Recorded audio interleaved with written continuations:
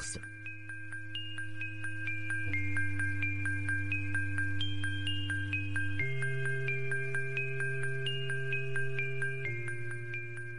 Hay, nemishqa uni do'konda saqlamay sirtqa chiqamas? Va o'lgir ablah. Sening zodi kallang bormi yo'q, ha? Albatta sirtqa chiqib ilishimizda. Qaraganda sen mening do'konimni vayron bo'lsin deydigan o'xshamamsan. Ular shundoq deyishib, sirtqa chiqib, do'konning oldidan 100 metrcha yiroqlikda saqlab turdi. Bu asar atiqi do'konning atrofidami bak ko'p do'kon bo'lmaganlikdan onun ustiga hozir kech vaqti bo'lg'ashqa sirtda odam ko'rinmaydi. To'yuqsiz Vanlingning ko'zi oldi tarafdan kelayotgan qip-qizil o'tni ko'rib qoldi.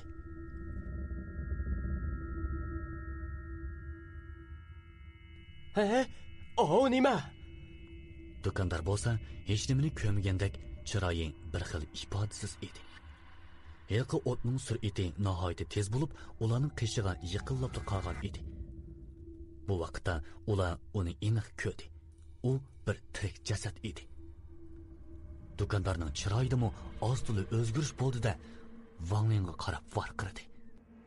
"Tez bo'l, ahvol chatoq, chatga o'tib tur."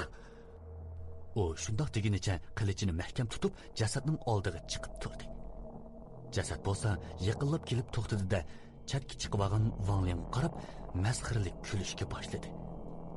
Vanling bo'lsa, jasadning o'ziga qarab kulganligidan qattiq qo'rqib, yuragi qipidan chiqib ketayli deb qolgan edi. Do'kondormo jasadning bu g'ayti qilig'idan hayron bo'lib turib qoldi. To'yuqsiz jasad Vanlingga qarab eg'iz ichib so'zlashga boshladi. "Aka, peqir sizdan shu arzimas qalpog'ingizni so'rasam, bir koni qalpoqnimi bermadingiz? Yana texi oldingi qitim bir yaqin do'stimni qishingizga avassam, do'stimnimi u dunyoga yo'lga sep qo'yibsiz. Endi koni yangi hisobni birlik qiladigan vaqt kelib qoldimi qandoq?" Sen yiliq ablah shumi? Bu qandoqmi mumkin bo'lsin? Jahonda mumkin bo'lmaydigan ish yo'q, aka. Sizmi mumkin bo'lmaydigan ishni mumkin qilib hayot qoldingiz-ku ana, ha? Sizmi hayot qolganlarning tunjisi ham eng oxirgisi. Hayya! Quruq gapni oz qilib, jinimni topshirishga tayyorlan. Pa. Qaraganda yanqi degan sen o'xshamamsan. Bo'pti. Bugun ikkilingni tam o'ltirdigan bo'ptiman. Qaraganda kelgan qadimim zoya ketmagidak. Jasad shundoq deginicha do'kondorga qarab etildi. Do'kondor noyida chaqqonlik bilan o'zini chatga ilib, jasadning kallasiga bir qilish urishi bilan jasadning kallasi o'zilib, o'rniga yiqildi. Do'kondorning boyamqa harakati olvasda o'ynatquchidek emas, balki usti gumpi mohirdek noyida chiroyli chiqqan edi. Bu adash asli Termir bo'lsa bo'pti-kan. Jasad rosti o'lganmidi? Lekin uning undoq oson o'lganligiga uning hargizmi ishongisi kelmaydi. Qaraganda meni bo'shchalab qolgan o'xshaysan, ha? Yo'q, undoq emas. Lekin uning undoq oson o'lganligiga faqatla ishongim kelmayotdi. Degandek jasadning uzilgan kallasi jasadning yiniga do'milib mang'anicha sad ovozda masxirlik kulishga boshladi. "Meni o'ldiralamsan? Peqirni o'ldirish uncha oson emas."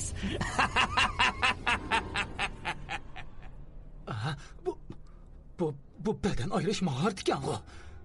Bu shundoq mahoratni hozirmi biladiganlar borkin, ha? Bu qandoqmi mumkin bo'lsin? Jahonda mumkin bo'lmaydigan ish yo'q. Jasad shundoq deginicha o'zilib ketgan kallasini qaytadan o'rniga qo'yib etilib keldi.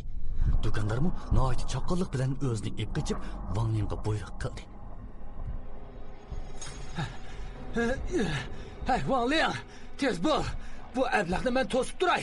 Sen yiliq shahona qilishni ep chiqib, qabristonlikqa berib, buning asli badani tepib o'ltirib at." Men buni qilolmayman. "Dut ablaq. Undaqda bu yerda har ikkimiz o'lamdiq, ha?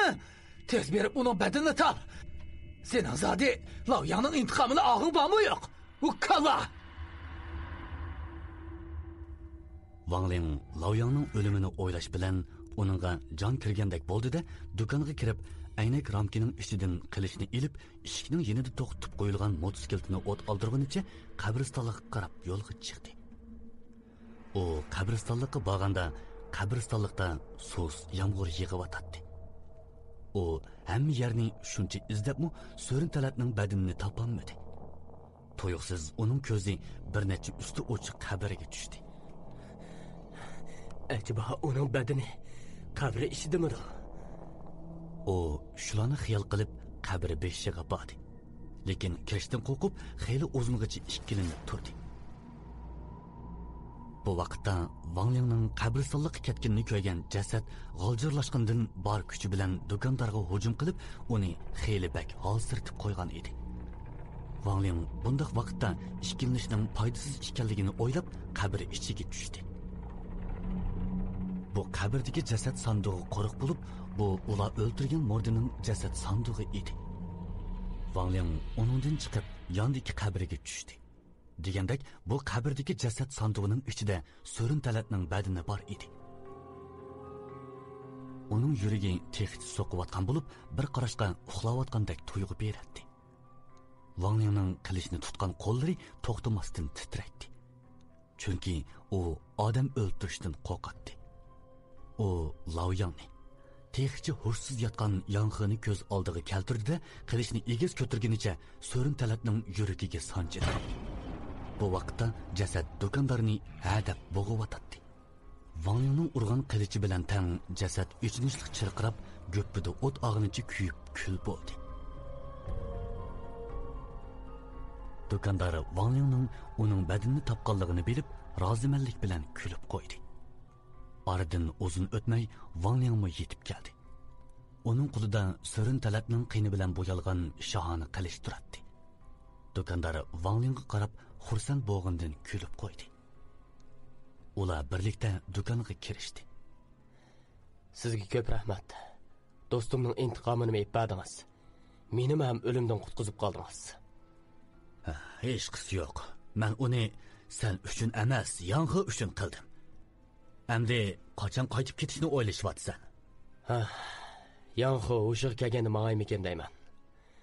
Uning ustiga sizmi yaralanibsiz? Yarangiz asli kelguncha sizga yordamlashib, holingizdan xabar olmasammi bo'lmas. Bo'pti. Har holda odamigarchilikni bilmaydigan ahmoqlardan emaskansan. Amsa bir necha kun mush yerda turgan.